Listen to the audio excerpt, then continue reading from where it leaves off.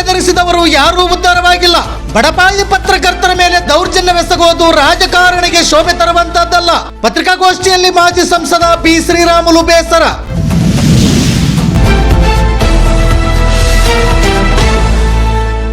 ಅಣ್ಣ, ಇವತ್ತು ಪತ್ರಿಕಾಂಗ ಅನ್ನಂಥದ್ದು ಬಹಳ ಜವಾಬ್ದಾರಿ ಇರುವಂತ ಒಂದು ಅಂಗ. ಅವರು ಬಹುಶಃ ನನಗೆ ಗೊತ್ತಿರುವಂತ ಪ್ರಕಾರ ಯಾವುದೇ ಪಕ್ಷಕ್ಕೆ ಕಮಿಟ್ ಆಗಲ್ಲ. ಅವರು ಯಾವತ್ತೂ ಕೂಡ ನಿಷ್ಠೆಗೆ ಕಮಿಟ್ ಆಗ್ತಾರ, ಸತ್ಯಕ್ಕೆ ಕಮಿಟ್ ಆಗ್ತಾರ.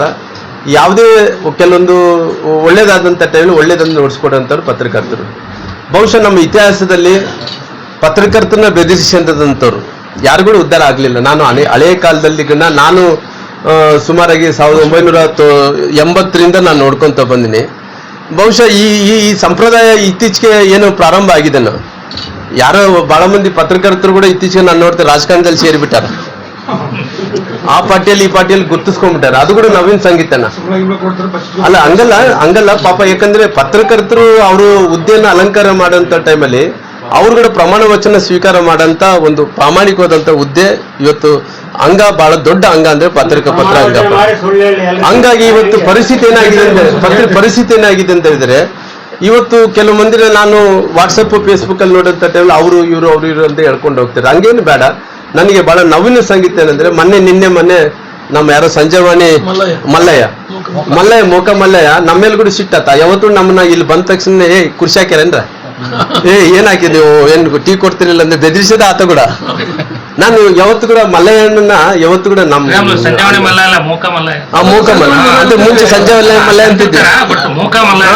ಆ ಮಲ್ಲಯ್ಯನ ನಾವ್ ಯಾವತ್ತು ಕೂಡ ನನಗೇನು ಕ್ಲೋಸ್ ಫ್ರೆಂಡ್ ಏನಲ್ಲ, ನನಗೇನು ಕ್ಲೋಸ್ ಫ್ರೆಂಡ್ ಏನಲ್ಲ. ಆ ಮಲ್ಲಯ್ಯ ವಿಚಾರ ಬಂದಂತ ಟೈಮಲ್ಲಿ ಮಲ್ಲಯ್ಯ ಆಗಲಿ ಇನ್ನೊಬ್ಬರಾಗ್ಲಿ, ಯಾವೊಬ್ಬ ಪೊಲಿಟಿಷಿಯನ್ ಅನ್ನಂತವ್ರು ಎದುರಿಸಂತ ಕೆಲಸ ಬೆದರಿಸಂತ ಕೆಲಸ ಆಗಬಾರ್ದು. ನೋಡ್ರಿ, ಅವರು ಸತ್ಯಾಂಶನೂ ಬರೀತಾರೆ. ರಾಮನು ತಪ್ಪು ಮಾಡಿದ್ರೆ ಬರೀತಾರೆ, ಇನ್ನೊಬ್ರು ತಪ್ಪು ಮಾಡಿದ್ರೆ ಬರೀತಾರೆ. ಬರೆದಂತ ಟೈಮಲ್ಲಿ ಅದು ಏನ್ ತಪ್ಪಾಗಿದೆ ಅದನ್ನ ಒಪ್ಕೊಂಡಂತ ಮನಸ್ಥಿತಿಯನ್ನು ಕೂಡ ಇರಬೇಕಾಗ್ತದೆ.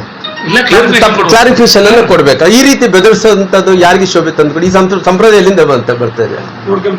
ಅದೆಲ್ಲ ಹಂಗ ಆಗಬಾರ್ದು. ಯಾಕಂದ್ರೆ ಬಡವರು ಪತ್ರಕರ್ತರು ಸಂಬಳದ ಮೇಲೆ ಬದುಕಂತವ್ರು, ಅವ್ರನ್ನ ನಾವು ಬೆದರಿಸಿದ್ರೆ ಏನ್ ಮಾಡ್ತಾರೆ? ಏನು ಜನರಿಗೆ ವಾಸ್ತವಾಂಶ ತಿಳಿಸ್ಬೇಕಾದ್ರೆ ಅದು ಮುಚ್ಚಿಡಕೊಂಡಂತ ಕೆಲಸ ಆಗುತ್ತೆ. ಈ ರೀತಿ ಮಾಡಂತ ರಾಜಕಾರಣಿಗಳಿಗೆ ಅದು ಶೋಭೆ ತರಂತದಲ್ಲ. ಹಂಗ ಈ ರೀತಿ ಸಂಪ್ರದಾಯವನ್ನು ಬಳಸಂತದ್ದು ಕೂಡ, ಆ ಶಬ್ದಗಳನ್ನು ಬಳಸಂತದ್ದು ಕೂಡ ಸರಿಯಲ್ಲ ಅನ್ನಂತ ಮಾತನ್ನು ಕೂಡ ನಾನು ಹೇಳ್ತೀನಿ. ಮಲ್ಲಯ್ಯರ ವಿಚಾರದಲ್ಲಿ ನನಗೇನು ಆತನ ಫ್ರೆಂಡ್ ಏನಲ್ಲ ಮಲ್ಲಯ್ಯ, ನಿಷ್ಠುರವಾದಿದೆ. ನಾವು ಹೆಂಗ್ ಬೇಕಾಗಿ ಮಾಡಿಕೊಂಡ್ರೆ ಅಂದ್ರೆ ನಾನು ಆ ರೀತಿ ಏನಿಲ್ಲ. ಆದ್ರೆ ಕೂಡ ಈ ರೀತಿ ಮಲ್ಲಯ್ಯನ ಅಂದಲ್ಲಿ ಯಾರು ಕೂಡ ಮಾಡಬಾರ್ದು, ಯಾವೊಬ್ಬ ರಾಜಕಾರಣಿಗಳು ಕೂಡ ಮಾಡಬಾರ್ದು ಈ ರೀತಿ. ಇಲ್ಲ, ಮಲ್ಲಯ್ಯರಿಗೆ ಇವತ್ತು ಕಾನೂನು ಬಹಳ ಬಿಗಿಯಾಗಿದೆ.